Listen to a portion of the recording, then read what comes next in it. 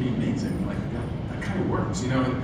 And then you just do whatever you captured from him, and you know, that's why he directs. He's constantly got a million things going on in his mind, it seems to me. Yeah. Did he ever tell you like metaphors or stories?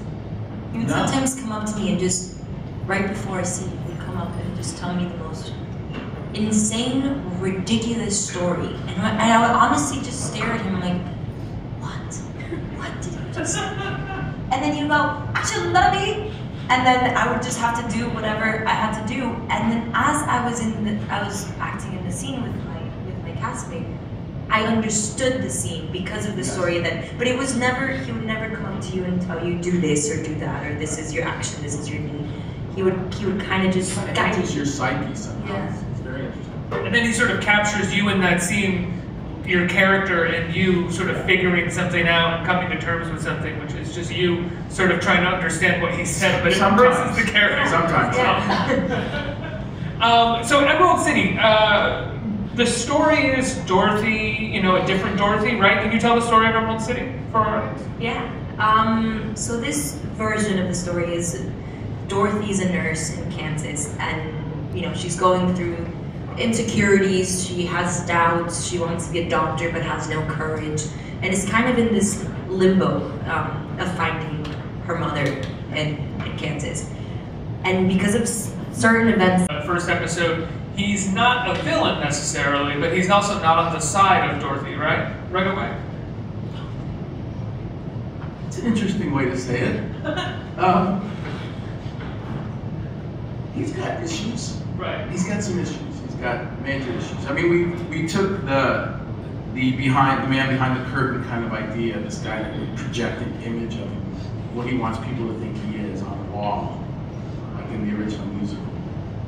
We took the psychology of that, and we went deep into it, and realized that only somebody that would do something like that would have to have, you know, issues of worthlessness and insecurity on a really grand level, and so that dictates a lot of his movement through the story and why he does what.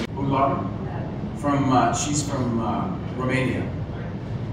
She's a wonderful actress, and she had this take on West, and it's not a TV take. It's a character. It's like a real character, and you know, Tarsem was very supportive of it and amazing.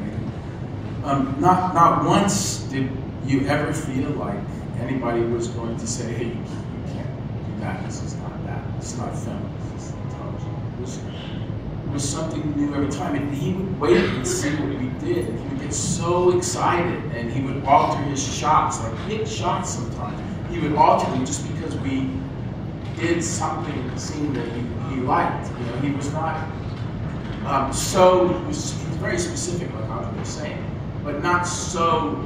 He wasn't stringent. Like he wasn't like, okay, you can't do that because it messes my shot. He would celebrate any accident, happy accident that happened. He was also a really great listener as well. Like sometimes he'll come and plan a scene out for you, and he has, because he's such a visual director, he obviously had this scene very well blocked before we kind of got on to set. But the second that you felt something, you could just go up to him and talk to him, and he would listen to you really carefully, and then just nod his head and go. So it was, I don't think I ever got a no from him. Maybe just riding the horse. He never let me ride the horse.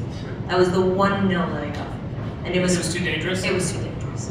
Yeah. Know if it's going to work or not until the audience sees it, and it's you know, it's difficult to figure it all out. I mean, it's not digging ditches, but you know, it's hard it's a tough job. So it's always the last one. It always feels like there'll be another challenge coming. Last question. Hey guys, thank you for being here. Congrats on the show. It looks amazing. This question's for Adria. You mentioned before that you did a little bit of theater when you were younger, and I know that your father is a musician, a successful musician. When did the performing bug hit you, and did he have any advice for you when you started to sort of, break into the industry? Yeah, he's been really involved with my career. I'm really thankful for my daddy. I grew up on a tour bus, so there was nothing but art around. I grew up with either grips or writers or musicians, or my mom's a writer, my dad's a musician. So I kind of didn't know anything else but to just express. Like, our hobbies were to just sit down and write poems or write a song or feel the music. So when I got to Miami, because it was insecure in Mexico City, I kind of felt super left out. I didn't fit in. Kids had phones and kids were going to parties, and I just wanted to hear my dad play or listen to, a great record or watch a great film. And these kids weren't interested in that. So I kind of hid in a theater in Miami. And that's where everything just started happening. I was a dancer my whole life, so I was a big fan of the stage, but I never knew that, I had the element of when you dance, you're still expressing something, but the fact that someone was giving me words to then put something to, I had never experienced.